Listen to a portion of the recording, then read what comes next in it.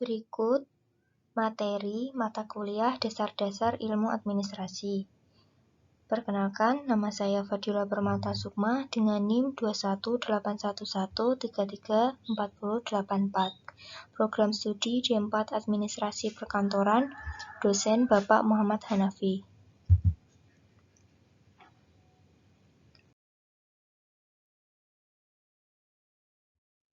Materi yang pertama, pengantar administrasi.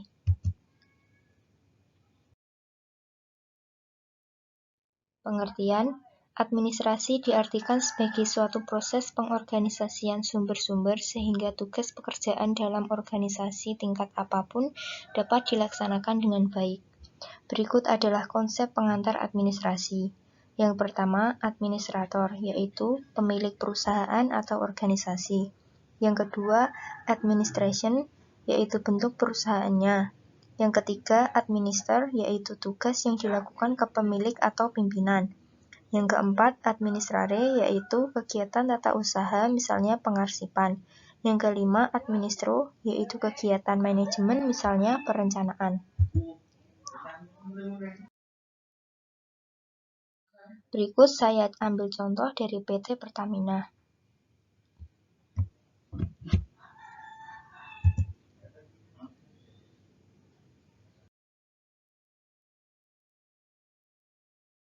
Materi yang kedua, pola perkembangan ilmu administrasi.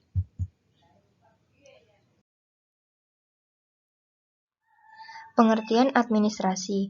Kata administrasi berasal dari bahasa Belanda, yaitu administrati, yang artinya segala kegiatan yang meliputi tulis-menulis, ketik-mengketik, komputerisasi, surat-menyurat atau korespondensi, kearsipan, agenda, atau pekerjaan-pekerjaan tata usaha kantor.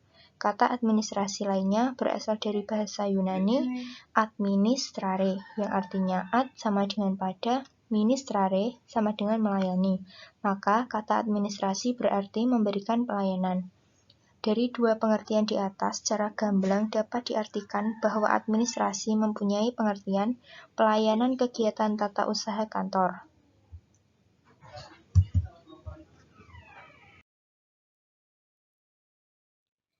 Pengertian administrasi dalam arti sempit dan luas.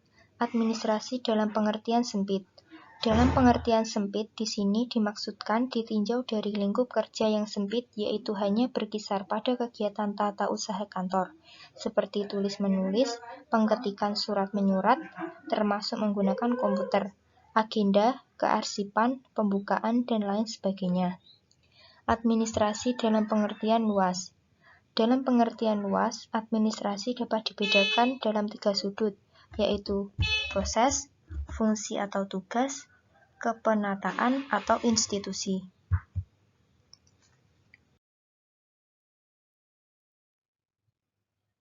Perkembangan administrasi sebagai seni dan ilmu pengetahuan. Perkembangan administrasi sebagai seni dilihat dari tempat dan waktu terjadinya suatu peristiwa.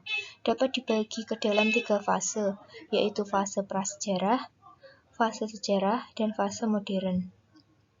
Perkembangan administrasi sebagai ilmu pengetahuan sangat dipengaruhi oleh perkembangan masyarakat yang dinamis, dan administrasi sebagai ilmu pengetahuan lahir karena masyarakat menghendakinya, memperjuangkannya, dan mengembangkannya menjadi cabang disiplin ilmu yang universal. Ilmu pengetahuan dapat didefinisikan sebagai suatu objek ilmiah yang memiliki sekelompok prinsip, dalil, dan rumus yang diperoleh melalui percobaan-percobaan yang sistematis, dilakukan berulang kali, dan telah diuji kebenarannya.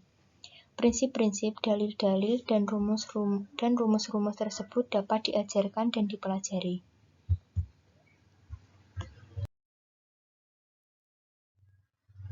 Unsur administrasi. Yang pertama, organisasi.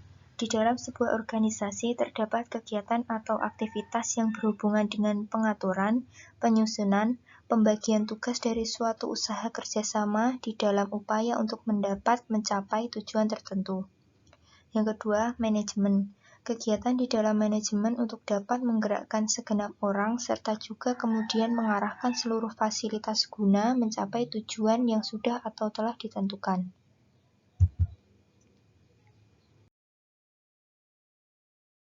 Yang ketiga, komunikasi. Komunikasi merupakan suatu aktivitas atau kegiatan penyampaian informasi, baik itu pesan, ide, serta juga gagasan dari satu pihak ke pihak lainnya.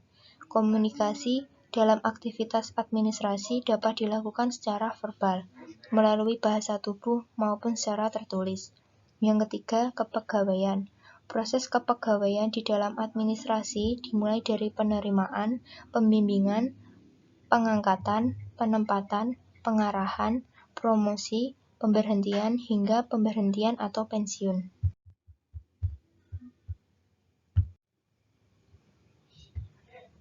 Yang kelima, keuangan.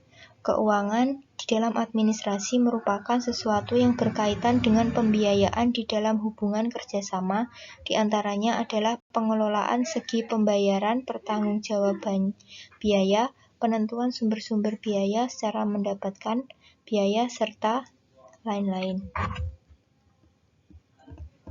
Yang keenam, pembekalan. Perbekalan merupakan aktivitas atau kegiatan yang berhubungan dengan perlengkapan serta peralatan yang dipergunakan suatu organisasi. Beberapa kegiatannya ini ialah menyimpan barang, penggandaan barang, sampai pada pemusnahan barang yang sudah tidak diperlukan.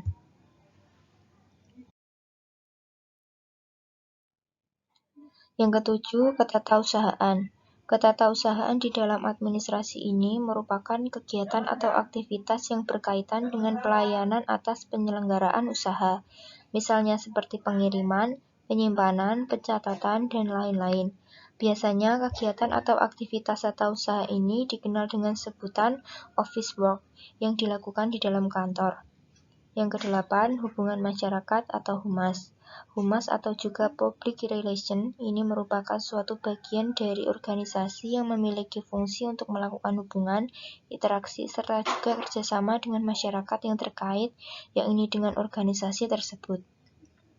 Tujuan dari kegiatan atau aktivitas humas tersebut merupakan mendapatkan dukungan penuh dari masyarakat terhadap organisasi itu secara sadar serta sukarela.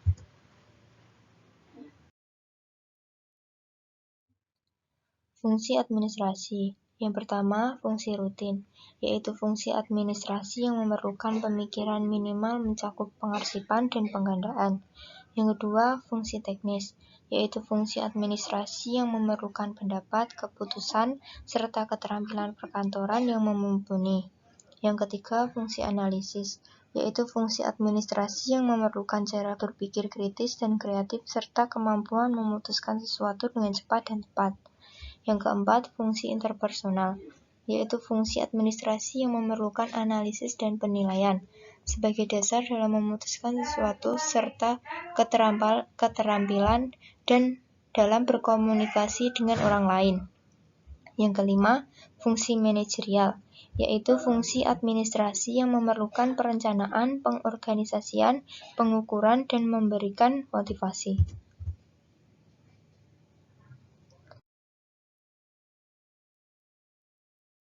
Materi selanjutnya, ilmu organisasi.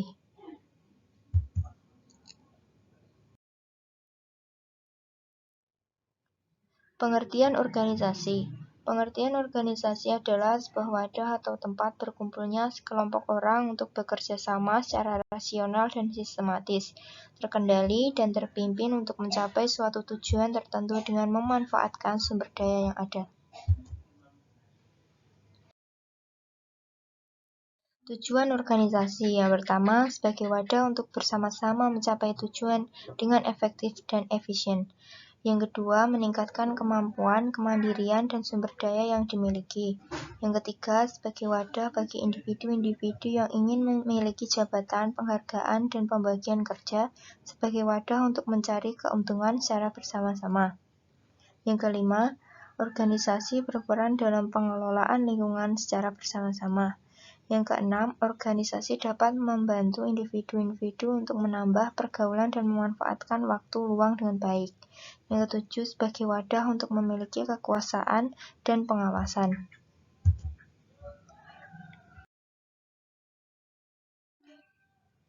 Unsur-unsur organisasi secara umum. Yang pertama personil, yang kedua kerjasama, yang ketiga tujuan bersama, yang keempat peralatan, yang kelima lingkungan, yang keenam sumber daya alam.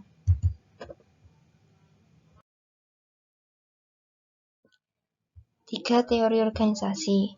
Teori klasik mendefinisikan organisasi sebagai struktur hubungan, kekuasaan-kekuasaan, tujuan-tujuan, peranan-peranan, kegiatan-kegiatan, komunikasi, dan faktor lain yang terjadi bila orang bekerja sama. Teori klasik berkembang dalam 3 aliran, yaitu biokrasi, teori administrasi, dan manajemen ilmiah.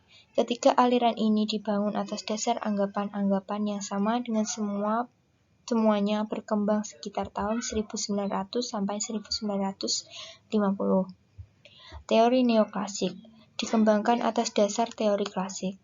Teori neoklasik merubah, menambah, dan dalam banyak hal memperluas teori klasik. Anggapan dasar teori neoklasik adalah menekankan pentingnya aspek psikologis dan sosial karyawan sebagai individu maupun sebagai bagian kelompok kerjanya. Teori organisasi modern merupakan bahwa organisasi bukanlah suatu sistem tertutup yang berkaitan dengan lingkungan yang stabil, tetapi organisasi adalah suatu sistem terbuka yang harus, bila ingin mempertahankan kelangsungan hidupnya, menyesuaikan diri dengan perubahan-perubahan lingkungannya.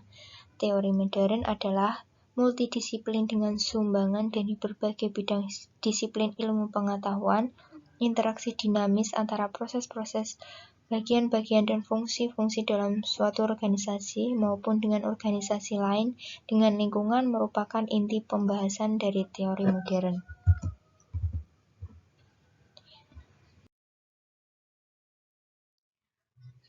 Terima kasih, sekian materi dari saya.